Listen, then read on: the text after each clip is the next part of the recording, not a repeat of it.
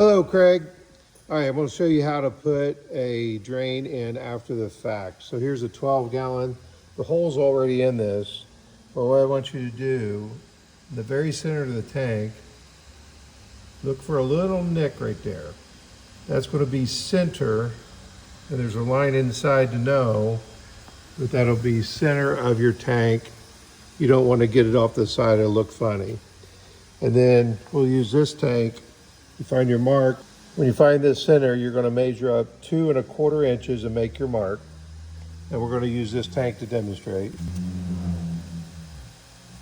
All right, so there's your mark from the bottom of the tank, 2 1/4 inches up.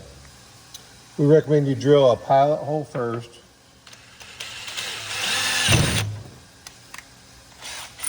You want to use a core bit. This is a 1 3/8 core bit or 35 millimeter. And now you've got your pilot hole. Get that started.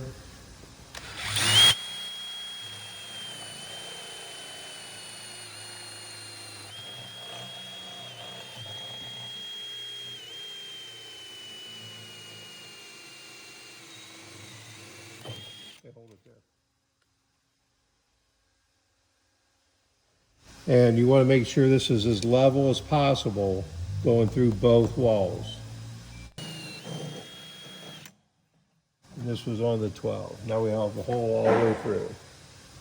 The deburring tool that we use, if the rough edges off, real lightly trim it, try to keep as smooth as possible. You want to do inside, rotate it in, and get both sides of that. He's going to do the inside as well. And try to catch all those shavings that you can. Don't let them fall into the wall. On the bottom of your tank is a weep hole. That material could find its way around and clog that weep hole. Use a shop vac to suck out any debris. This is a 1 1/4 inch thin wall. And you can't use Schedule 40, you have to use thin wall. And what Wayne does is he cuts it.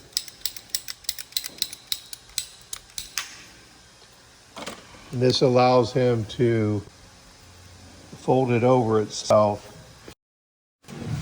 You'll be able to slip that into the wall.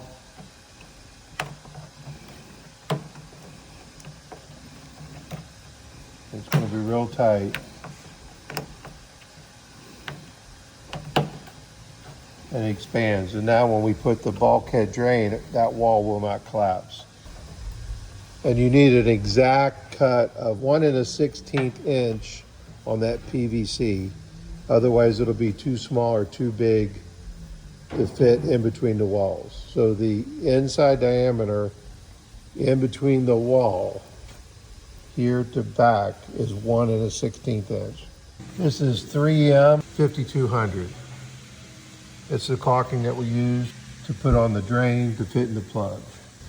All right, so you just put a little dielectrical grease on the end. That helps with the gasket to seal.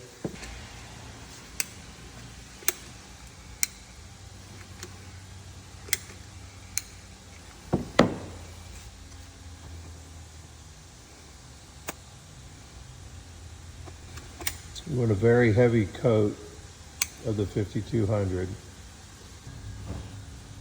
And that coats all the threads. Then you're going to paint the inside of this thing.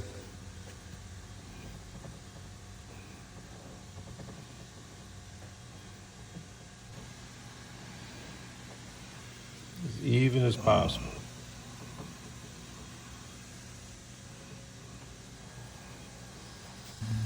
All right, this is going to go in.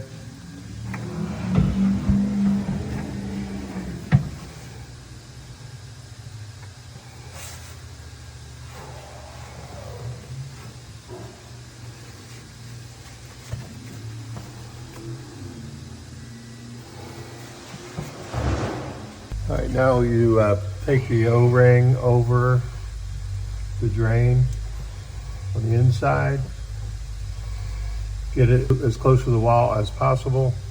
Now he's got the nut, and you're going to hand tighten it.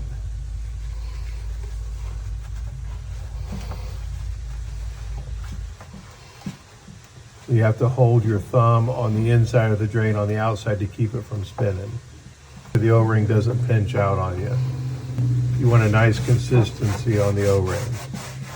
We use Goof Off to get the, or brake cleaner to get the 5200 off of the tank, because it's going to spew out. And once you get it cleaned up, you're good to go. Recommend letting it sit for about 7 days before you put water in it.